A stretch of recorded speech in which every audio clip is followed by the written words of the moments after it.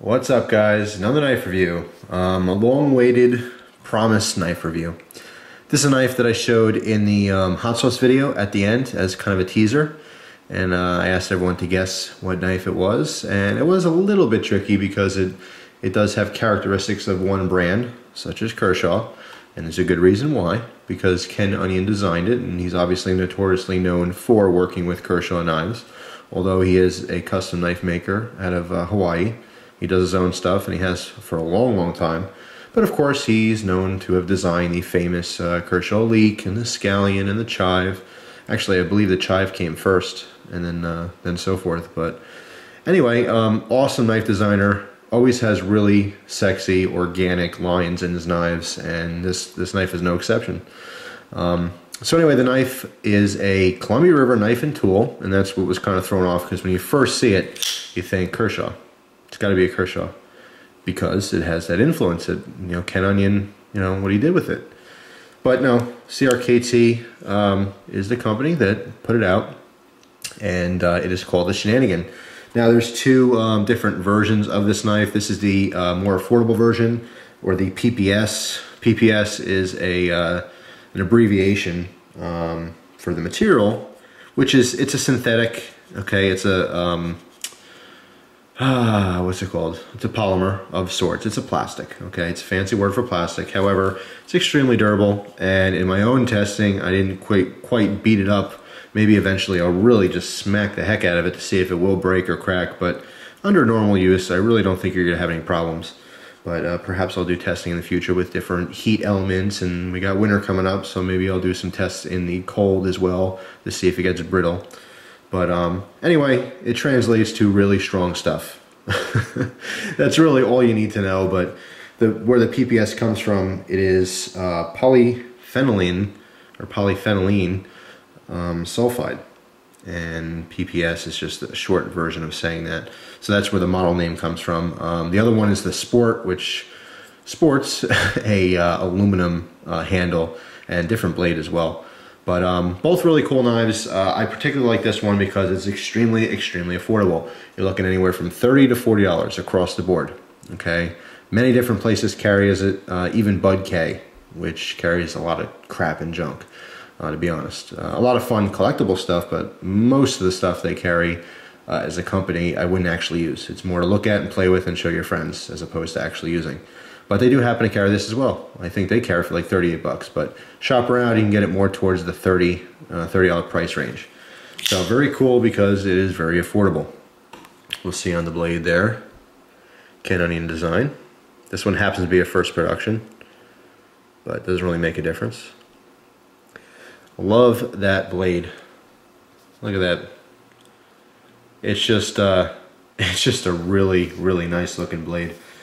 Here's a mouthful. Blade style here is a modified drop point recurve with a swedge. So, of course, the knife guys are like, yeah, I can see that. But to someone who's maybe new to knives, they're like, what? What are you speaking? German? French, maybe? Spanish? Yes, modified drop point for the overall style of the blade or overall shape. Okay, recurve because of the edge on here, and it happens to have a swedge in the back. This blade is bead blasted, again, kind of an economy type finish on it. Nothing crazy. There's not a big process involved, just nicely bead blasted.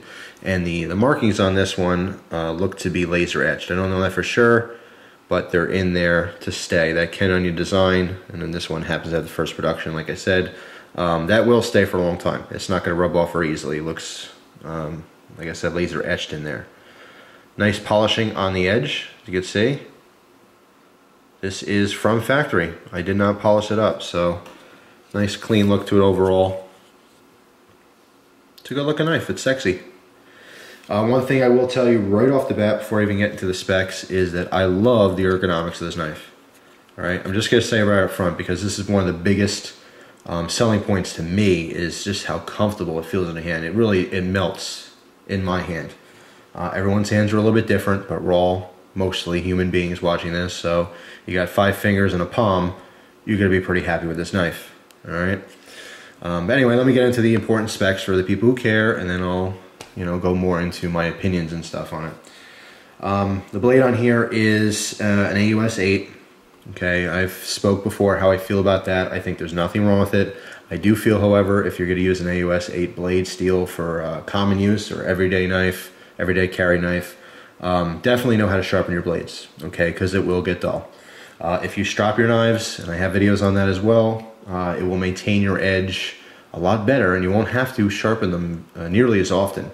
That's one of the huge benefits, in my opinion, is that if you're not very good at sharpening, you can learn how to strop very easily. I mean, you're literally just a couple passes on either side, and that's it. You do that every day. At the end of the day, you know, if you happen to use your knife that particular day, and you won't have to sharpen it for months on end. It's just about maintenance. But if you cut and cut and cut, and then it gets dull, then you're gonna have a hard time. You have to sit down for an hour or so and really just get your blade back to that razor edge that it came from the factory. So anyway, yeah, blade is an AUS 8 stainless. It's 3.25 inches. I know a lot of states have the you know, less than 3-inch blade rule. This will obviously not be good for you. I would categorize this as a medium-sized knife. It's not really large, but for some people it may be on the larger side, but definitely not large.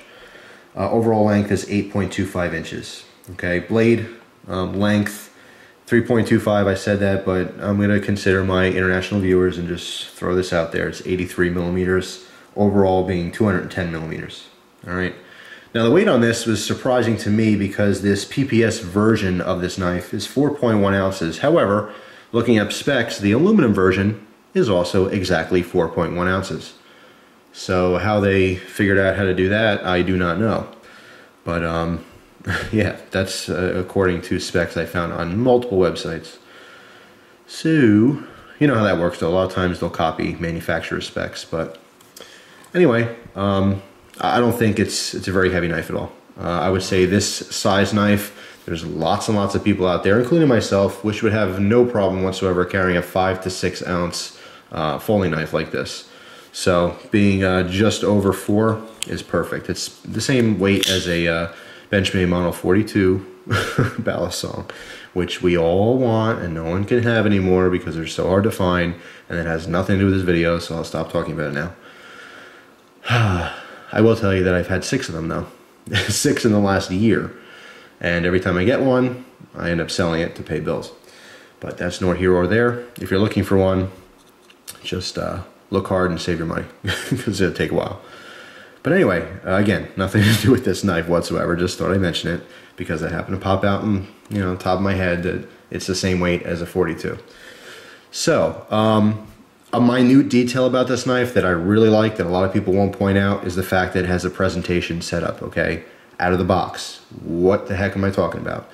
The screws. All right, your pivot screw and your body screws. Your body screws in this case are hidden within the frame.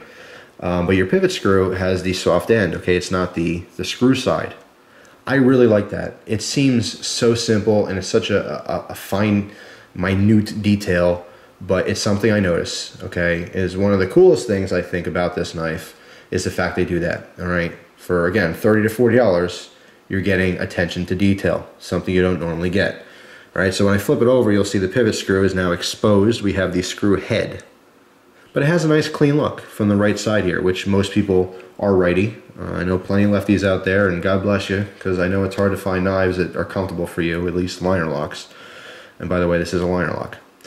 But it's real crisp looking. It's really nice. It's a presentation setup, and I happen to appreciate that quite a bit.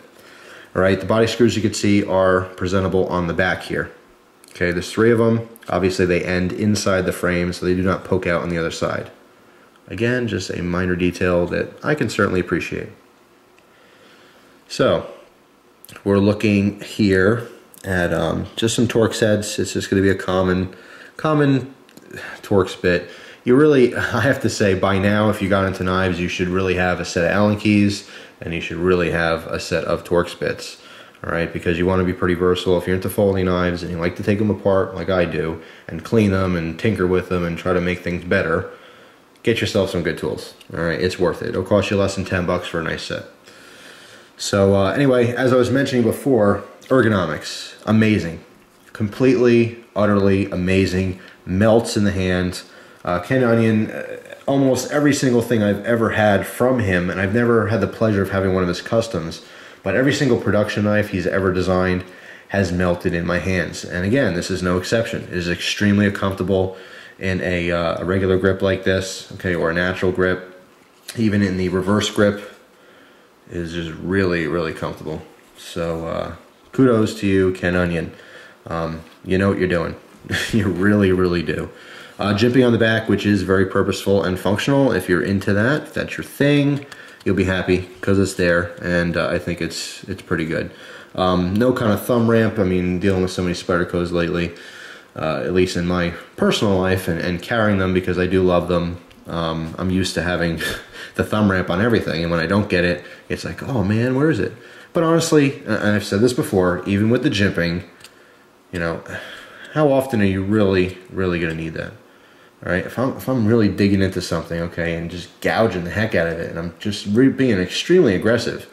Worst case scenario with my thumb, oops, you know, I'm not going to cut myself. Doesn't matter where it goes.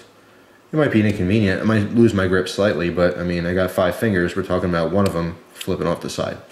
Big deal. But thought I'd point out. I have used this knife pretty aggressively, only with cardboard. Okay, I haven't really gotten to cutting wood or anything, but cardboard obviously is a form of wood. But it hasn't been a problem. Grip has been great. You can see the pattern on here. It's very hard to explain texturing in videos because you're looking at it, but what does that really tell you? You don't really know. I mean, I'm showing you just for the sake of showing you, but you don't really know how that feels. I think it's more on the fine side. Okay, it does offer the texture, but it's not very aggressive. Okay, I would say even a standard G10 has slightly more grip than this. Okay, not like an Emerson G10 because those are extremely aggressive, but just your average run-of-the-mill G10 handle material is textured more aggressive than this is. Obviously, we'll see the lanyard hole on here if you're into that for a decorative lanyard or functional. It's pretty cool because it has the the standard kind of oversized lanyard hole, which I love. I don't get when someone puts a lanyard hole on a knife that's teeny tiny and it's hard to get stuff through. Obviously, at this point, the knife community as a whole, it's pretty standardized to use 550 cord. Okay, we all have the things. We got our survival bracelets and all the other crap that we think is cool, and we have 550 parachute cord. All right, so that's what we want to use. Please, knife makers, make the hole big enough for that, and in this case, they did. So awesome, great job. What else? Pocket clip on this. Pocket clip is so-so for me. I thought it was a little aggressive. I had to bend mine out from the box, brand new. It was a little tight, okay, because it does rest on the texturing, although the texturing is not very aggressive. Being so tight like that, it was a little bit difficult to get out of the pocket smoothly. Now again, this is personal preference. The knives are made to go in your pocket and not fall out. And as far as that's concerned, it does its job very well. I do like the paddle bottom, this paddle style or wider bottom part of the clip. Very functional, okay? Aesthetically, I do not like how it wraps around. That's just me. That's just an opinion. It has no effect whatsoever on the usefulness of the knife or the pocket clip itself. Okay, I just prefer something a little bit simpler. It's kind of fancy or fancier looking. But I'm saying this wider portion, what I call a paddle bottom, is extremely functional and very purposeful. I happen to like clips, pocket clips for the most part, that have like a double curve in the bottom, and it's kind of hard to explain, but it really just helps secure them more. But again, this one being tight as it was out of the box, no problems. Did not get loose whatsoever on the pants. Wore this with jeans, regular denim, as well as khaki pants, as well as my work pants, which are very, very thin scrubs. And even with the scrubs, it did not fall out. And no, I did not bring it to work. My new job, I'm not allowed to have a knife. However, when I leave work, the second I get out of that building, it's in my pocket along with my gun. But that's a whole different story. So anyway, and I'll talk about my work EDC in another video because it is very specific, and I can carry a knife of sort. I can't carry a dedicated knife. All right, this is not allowed at my work. However, I can get away with multi-tools and so forth. So I'll do a future video for what I carry on my person at work. All right, because I know that's, of course, in question now and people are going to be interested. But anyway, how Have carried this for the last 2 weeks. Like I said, the second I get out of work, it goes right in my pocket. You know, I wear the scrubs right to the store if I have to run errands or something because I don't want to go home and change. It's just more laundry.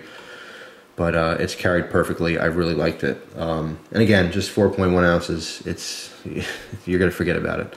Not literally, you know, it's there. And I'm a knife guy. I happen to constantly reach down and play with my knives in my pocket anyway, so I don't literally forget it's there, but it's not a nuisance. And when I walk, I don't feel it smacking or dragging or anything like that. It's not heavy enough to be a problem, is the point. This is not, I repeat, this is not an assisted opening knife, okay? It is just a flipper, all right? Obviously, there's no thumb studs on here, which you can just visually see. But it does have the flipper on it, and is extremely smooth. Now, what I think is important too is with these flipper knives, or most knives anyway, is to have a good detent. All right, you want a good detent that's going to hold that blade closed. So when you're, you know, it's in your pocket, there's obviously no locking mechanism for it to be closed. But a strong detent is going to prevent, if you're being active or running, whatever, it's going to prevent your blade from coming out. Okay, you can give this a pretty decent shake, and it's not going to come out. All right, in any direction. Okay, but when you want it to come out, you hit that flipper, it doesn't take much pressure, it comes flying out. And I mean, you can get pretty proficient with this, and it's pretty smooth, and it's fast, and it's slick looking, and you just love that snap, that lockup. It's awesome. It's a really cool experience, and you'll find that if you are really into knives, you will do this all day long. You just keep flicking it open and closing it, open and closing it. Right, and then that gets boring, so you flip it around, you try something else, open it with another finger, and you play with it. That's why we all like our balisongs so much, because you can actually do different tricks. But you will find that you will open and close knives out of, you know, somewhat boredom, and the other portion of that is just the interest of playing with them and kind of breaking them in. But this one, out of the box, does not need to be broken in. What's very interesting, and this is the first time I heard of this, I'm probably sure that it's happened before, other manufacturers have done this, but I haven't really heard of a specific case where the washers on the inside the pivots are a combination of Teflon and bronze. Okay, I know a lot of knives, the older knives usually use Teflon, and because it's a slick surface, nice and smooth. And then, of course, the big deal for a while was bronze phosphorus washers. You know, oh, you gotta get them. They're the best thing ever. And then, of course, there's a new fad where these are even better. But it's a combination of the Teflon and the bronze. And I'm telling you, did not put any oil in this whatsoever, and it is beautifully slick. All right, as far as blade play, this one has absolutely no blade play up and down, which is the important one. Now this does have just a hair side to side, which it's gonna be hard to show. I'm gonna keep this sturdy against the table, so maybe you can see the blade moving, but it's hard to show because every time I move the blade, the whole knife's moving too. But it's just very little, and that's to allow that really smooth opening. I could crank this down about a half a turn, and it'll still open maybe with more force, and I'll get a tighter lockup. But for me, I think it's perfect as is. All right. Out of the box, you'll see that the blade centering on this one is slightly off. You'll find that most economy, and when I say economy, I'm talking, you know, $50 or less. Most $50 or less, or, you know, sub $50 pocket knives are not, what's the word, consistent. You will find some are perfect as far as centering is concerned, and some are slightly off. Now this one's not that bad at all. Now again, keep in mind, there's a slight bit of blade play. Of course, if I crank that pivot screw down just a tiny bit, I can align that how I want to, okay? But it might be a game playing with the tension on here and say, all right, well, that's centered nice, and, you know, but oh, now it's a little bit too tight, let me back it off. Okay, now it's perfect tension, but uh-oh, it's not lined up again. You know, it's a game you play. It's a back and forth deal. It's not all the way over, okay? This is what you want to look for. That's a problem, because then it starts scraping and it rubs, and you can hear it. That doesn't happen naturally with this. Out of the box, it's centered enough. Enough for my standards. Okay, if this is a $400 custom knife, I would say, yeah, bring that over just a hair. I want it perfect. But no, for $30 to $40, it is pretty perfect. And I absolutely love it. Fantastic knife, huge bargain, very sexy looking, very purposeful, sharp as well. Grab some paper. Now keep in mind, this is with use. Did not touch this up, did not sharpen it. well, I shouldn't say that because I do strop my knives. Even my user knives in a testing phase, I strop at the end of the day. Okay, but it's not perfect. It's got little wee walls on the edge, and if I came in with a microscope, you'd see them. But just for a couple weeks worth of work, not too shabby. And that cut right there. As I came in on an angle. I actually didn't even mean to do that, but if you get a cut like that on paper, you know it's pretty darn sharp. But this is a combination of using a strop and just having a generally sharp knife to start with. But yeah, it's sharp. So I think that proves the point. However, in a knife review, doing something like that is really like 95% entertainment and 5% function. Because just because this one's sharp like that doesn't mean yours is going to be. But I can tell you they're pretty sharp out of the box, okay? Unlike some other production knives of its price range where you might have issues out of the box. This day and age, it's going to be rare you're going to spend $30, $40 and get a dull knife. But it does happen. So if nothing else, it was entertainment. So hope you enjoyed it. Let's see, what else can I say about it? I really like it. I think it's really cool. Probably will not get its big brother, the sport version. The sport version is more around like $60 range. And honestly, I'm not familiar with the steel that it uses. And I don't even remember what it was called, but just looking at some specs briefly, I'm like, oh, that's something new, you know? So I don't know anything about it.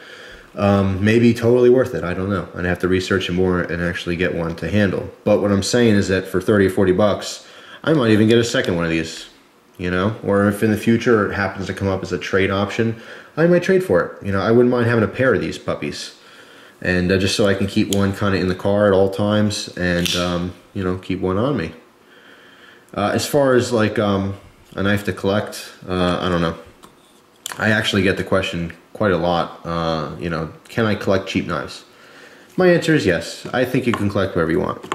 All right. I mean, I started with knives when I was 9 years old, and until I was 15, I had literally 1,500 to 2,000 really crappy cheap knives. All right. And I loved them.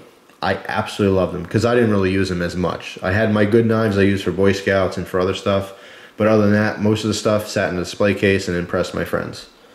So if you're not really using your knives very hard, sure, you could buy a $2 or $3 knife that looks cool and be happy with it. But, you know, to save your money and just get something like this for $35, average price, you'll be really, really happy. You have a functional knife that's very cool looking. So I would say definite plus. I really like this knife. The Shenanigan. It's pretty cool. So I hope you guys enjoy the knife review. I'm hoping they're not going to be few and far anymore. I do plan to do lots of reviews. In fact, my next video, well, I have 2 hot sauce videos I just did today too. But I like to hot sauce reviews. However, as far as knives are concerned, I have an old Victorinox that's a little bit rare that I'd like to show you guys. So stay tuned for that video. Until then, enjoy yourself, enjoy your loved ones and your friends, and other YouTube videos. Hope you guys enjoy the rest of your day as well. Thanks for watching. Take care.